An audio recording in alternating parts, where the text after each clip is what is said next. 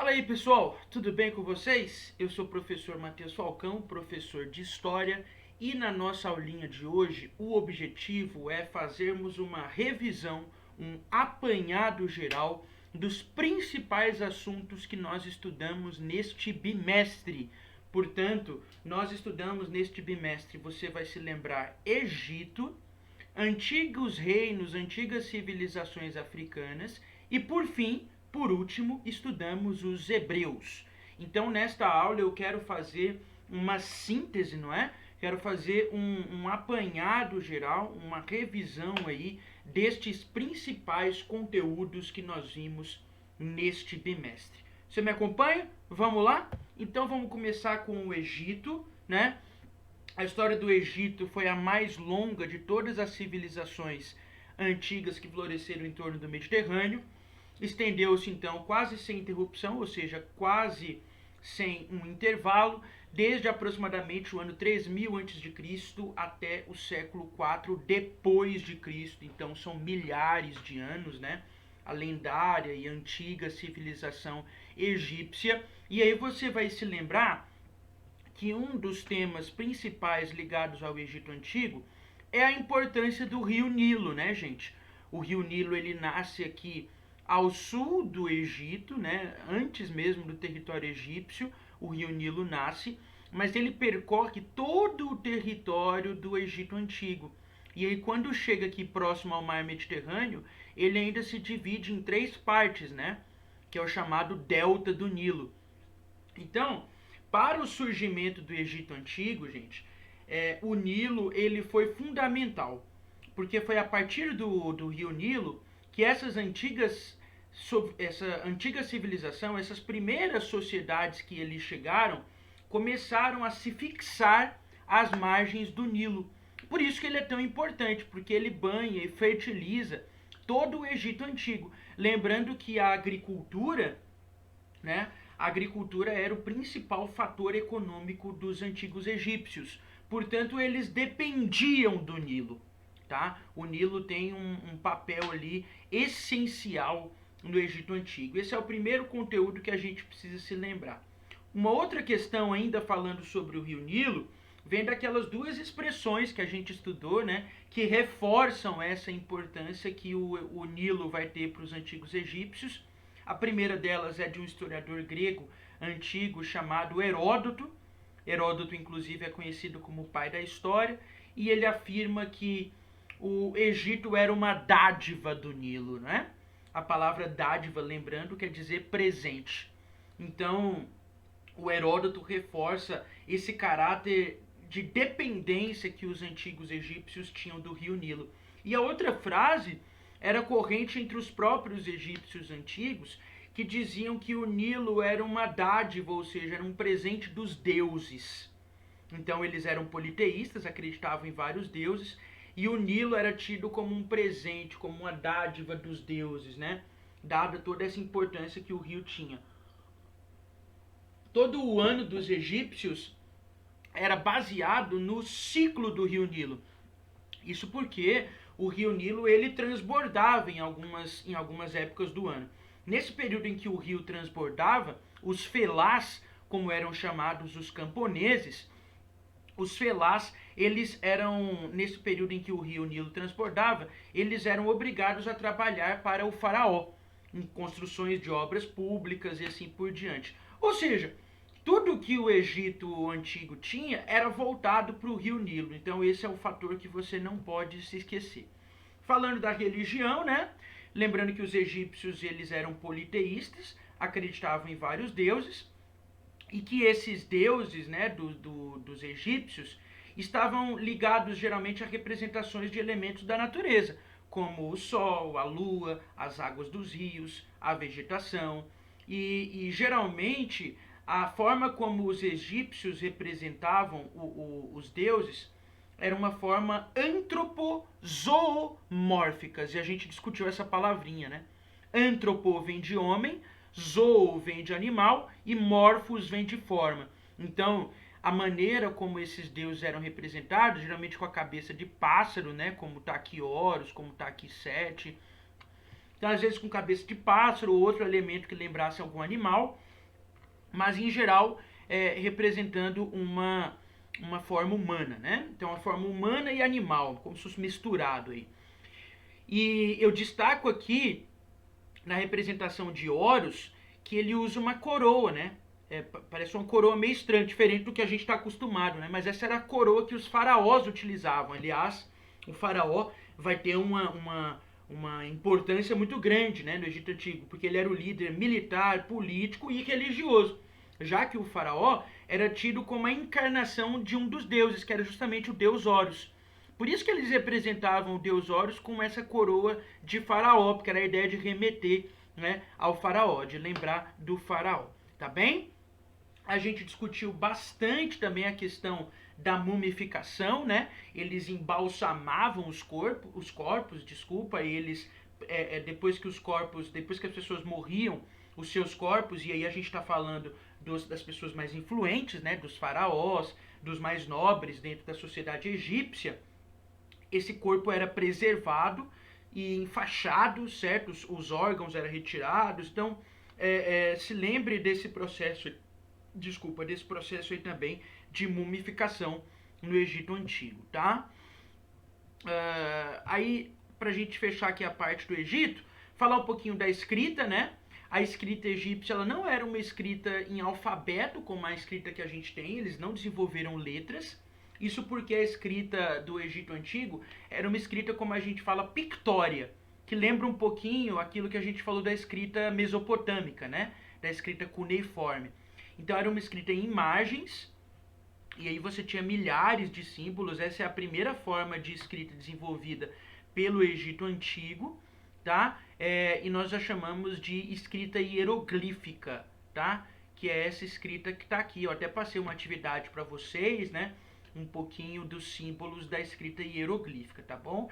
Então, portanto, a escrita não era uma coisa fácil, não era para todo mundo, por isso que a gente tinha o cargo dos escribas. Se lembra dos escribas? Aqueles que tinham por ofício, tinham por profissão escrever, registrar, né? Enfim, então a escrita vai ter uma importância até mesmo política e um prestígio social entre os antigos egípcios, já que os escribas também faziam parte da nobreza, né? De uma nobreza ali no Egito Antigo, tinham terras e tudo mais, tá certo? E também das pirâmides, né? As pirâmides eram os locais, então, as mais conhecidas estão lá no Cairo. Eram construções monumentais, grandiosas, onde abrigavam os restos mortais dos faraós e de suas famílias, né? Os seus pertences, já que eles tinham aquela crença de que na vida após a morte eles voltariam com o mesmo corpo. Por isso a importância de você preservar esse corpo, né, através do processo de mumificação, e também em que eles teriam acesso aos seus bens, inclusive os escravos, já que os escravos eram considerados bens, objetos, né, enfim, como posses, tá bom? Então, esses são os principais aspectos do Egito Antigo. Agora, falando um pouquinho do capítulo 5, né, que é o capítulo da África Antiga, precisamos relembrar alguns aspectos gerais, como o fato de que a África Antiga e a África de modo geral, apesar de ser um só continente, apresentam uma enorme diversidade, certo? Então, aqui dentro do continente africano, há vários povos, há várias línguas, há várias culturas, há várias religiões, né? Há várias tradições para serem entendidas. Há uma pluralidade muito grande. Agora, falando um pouquinho dessa evolução das antigas civilizações africanas, de modo geral, ao longo do avanço do tempo, né, do passar do tempo no continente africano, nós presenciamos essas três formas de organização social, tá bom? Então, quando a gente analisa a história do antigo continente africano, dentre, assim, simplificando bastante, né, trazendo assim para simplificar mesmo, nós podemos dizer que havia essas três formas de organização social. A primeira surgida foi a aldeia, depois as chamadas cidades-estado, um termo que, aliás, a gente já conhece, né? Isso aqui foi possível após a intensificação do comércio, centralização do poder e as cidades independentes, né? Então, cidades-estados eram cidades que tinham suas próprias leis, sua própria autonomia. E, por fim, a maneira mais avançada, digamos assim, né? Avançada no sentido do tempo mesmo, que nós vamos ter de organização social entre os povos do antigo continente africano foram os reinos, né? Então, nos reinos nós tínhamos amplo poder de governantes, com estrutura centralizada e um território amplo. Tá bom? Então, quando você analisa, e aí nós estudamos algumas sociedades, né? Estudamos os Cuxitas, o reino de Cuxi, o reino de Axum, né? E aí você vai ver que há vários povos africanos que vão se enquadrando nessas formas aqui com o passar do tempo. Há muitas aldeias, houve muitas cidades-estado e houve também alguns reinos, né? Que tiveram um poder muito grande ali ao longo da história africana. Então se lembre aí, né, dessas formas de organização social que vão ser comuns ao continente africano com o passar do tempo, né, na história antiga, tá bem? E pra gente fechar um conteúdo que acabamos de estudar, está aí fresquinho, né, que é o capítulo 6, né, o capítulo dos Hebreus. Então é bom lembrar que ao estudar os hebreus você tem alguns períodos, né, com o passar do tempo, desde a formação do povo hebreu com Abraão, e ali é o período dos patriarcas, né, Abraão, Isaac, Jacó, os 12 filhos de Jacó que formaram as 12 tribos de Israel, né, aí o exílio no Egito, a volta, e aí eu queria destacar aqui, a questão dos reinos, tá? Porque assim, se forma um reino unificado em Israel, com capital em Jerusalém, no ano 1030 a.C. O primeiro rei israelita foi Saul, né? E depois de Saul nós temos o rei Davi. Davi é lembrado como o auge, Davi e Salomão seu filho, né? Como os dois principais reinos, os dois principais reis dos hebreus, né? Davi ele construiu Jerusalém como uma cidade imponente. Salomão construiu o templo, né? Eles conseguiram se defender do território. Então o auge do governo dos reinos hebreus o auge veio com Davi e Salomão. Mas depois da morte de Salomão, gente, aí foi só decadência, né? E aí com a morte de Salomão teve o que a gente chama de cisma, né? Se lembra que a gente estudou? O que quer dizer cisma? A palavra cisma quer dizer divisão, separação. Isso porque o reino foi dividido em dois, né? O reino do norte e o reino do sul. Então o reino do norte chamado de Israel, certo? E o reino do sul chamado de Judá, e com a capital em Jerusalém.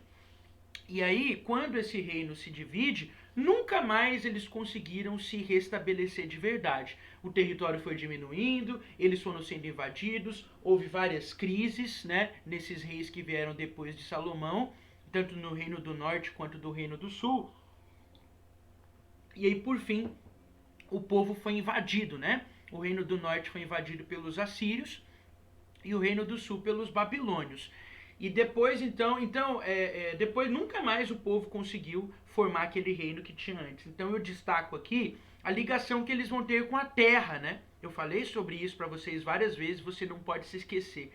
A importância que eles vão dar à terra, a terra sagrada, aquela terra que Deus teria levado a Abraão, né? Que Deus teria feito uma aliança com Abraão, tido feito a promessa do povo, né? Era essa terra, a terra sagrada, onde estava Jerusalém, onde foi construído o templo. Então essa relação afetiva e de identidade que o povo hebreu tinha com a sua terra sagrada, né? E aí a história do povo hebreu vai ser constantemente marcada por esse afastamento e a proximidade com relação à terra, né? Ele se estabelece na terra, o povo sai da terra, vai para o Egito. Daí o povo volta e vai embora de novo, né? Com as invasões. E depois o povo consegue voltar e aí vai embora de novo, com o processo de diáspora, né? Que a gente estudou lá no século I. Então, lembre-se dessa relação constante de afetividade e de identidade do povo hebreu com relação a sua terra sagrada, né? E alguns pilares importantes que a gente viu dos hebreus, a religião monoteísta, a importância dos 10 mandamentos, a importância que eles dão à Torá, né, que são os 5 primeiros livros da Bíblia, que o povo judeu e também os cristãos hoje, né, mas principalmente os judeus, em sua raiz, acreditam que Deus teria dado a Moisés, né, o livro da lei, que são os 5 primeiros livros da Bíblia, e essa aqui é uma Torá original, né, dos judeus, é uma Torá em pergaminho, em papel animal, né, com couro animal, que é uma Torá original em rolo, né? em hebraico aqui. Mas enfim, então lembre-se desses aspectos, né, da ideia do monoteísmo, dos 10 mandamentos e da importância, sobretudo, que os judeus, como legítimos representantes dos antigos hebreus, têm em relação à sua terra, tá? Esse aí é um fator essencial, além do monoteísmo também, para a gente discutir sobre os hebreus, tá bem? Então, muita coisa que a gente viu hoje, eu fiz um resumão aqui dos principais aspectos do segundo bimestre. Então a gente viu um pouquinho dos egípcios, vimos um pouquinho do Egito, da África Antiga, de modo geral, do continente africano, e lembramos também alguns aspectos dos hebreus. Nosso bimestre está acabando, espero que você tenha gostado da aula, e aí nós teremos novos conteúdos aí nos nossos próximos encontros, tá bem, pessoal? Um abraço para vocês, até mais, tchau, tchau.